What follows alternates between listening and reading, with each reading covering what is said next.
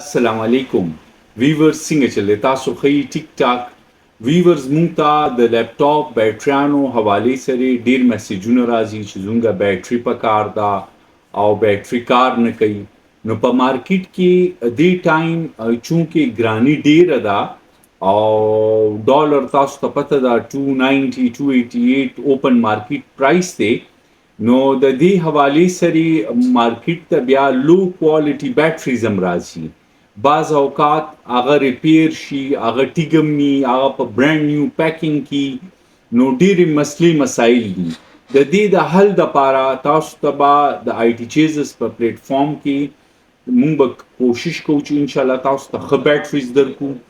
او که ستاسو انټرنل بیټریز وي نو انشاءالله را روان څلور پنځو ورځو کې به مونږ سره ښه سیلز راځي نو مونږ به تاسو ته چې کومه انټرنل بیټری 8.5 9,000 کې ده نو هغه به دله مونږ انشاءالله کوشش کوو چې